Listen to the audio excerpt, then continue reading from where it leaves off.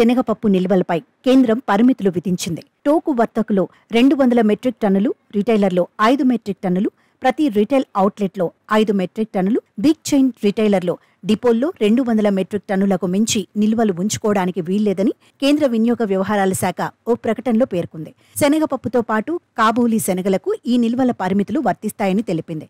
ఈ నిబంధనలు తక్షణం అమల్లోకి వచ్చి సెప్టెంబర్ 30 వరకు అమల్లో ఉంటాయని తెలిపింది. మిల్లర్లు చివరి 3 నెలల ఉత్పత్తి లేదా వార్షిక మిల్లింగ్ సామర్థ్యంలో 25% ఏది ఎక్కువైతే అంతవరకు నిల్వ ఉంచుకోవచ్చని పేర్కొంది. దిగుమతిదారులు కస్టమ్స్ క్లియరెన్స్ వచ్చిన 45 రోజులకు మించి దిగుమతి చేసుకున్న సరుకును నిల్వ ఉంచడానికి వీల్లేదని తెలిపింది. అన్ని వ్యాపార సంస్థలు తమ వద్ద ఉన్న నిల్వల వివరాలను ఆన్లైన్ పోర్టల్లో నమోదు చేయాలని సూచించింది. ఒకవేళ ప్రస్తుతం విధించిన పరిమితులకు మించి ఎవరి దగ్గరైనా నిల్వలు ఉంటే జూలై 12 నాటికి పరిమితులకు లోబడి వాటిని తీసుకురావాలని పేర్కొంది. నిత్యావసరాల ధరలను నియంత్రణలో ఉంచడానికే ఈ పరిమితి విధించినట్లు కేంద్రం తెలిపింది.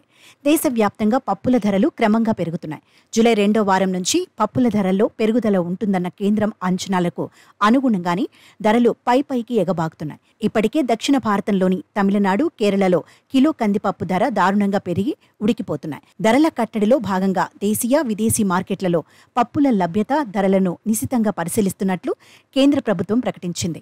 రాష్ట్ర ప్రభుత్వాలు సైతం వ్యాపారుల వద్ద ఉండే నిల్వలపై గట్టి నిఘా ఉంచాలని సూచించింది. పప్పు ధాన్యాల స్టాక్ హోల్డర్లు నిల్వలను బహిర్గతం చేసేలా చూడాలని కోరింది.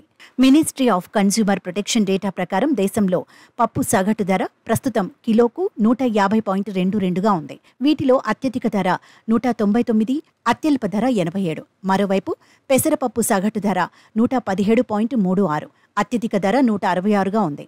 అలాగే అత్యల్ప ధర 89. అలాగే కిలో పప్పు సగటు ధర కిలోకు 93.63. వీటిలో చౌక ధర 70 రూపాయలు. అత్యధికంగా కిలో 157 రూపాయలు పలికింది. ఇది కాకుండా శనగపప్పు సరఫరా తక్కువగా ఉండటంతో ధర పెరిగింది. పప్పుల ధరలు విపరీతంగా పెరగడంతో మధ్యతరగతి ప్రజల జేబులకు చిల్లు పడుతోంది. ఎందుకంటే పప్పులు అత్యవసర ఆహారం. చాలా మంది పప్పు లేని అన్నం తినరు.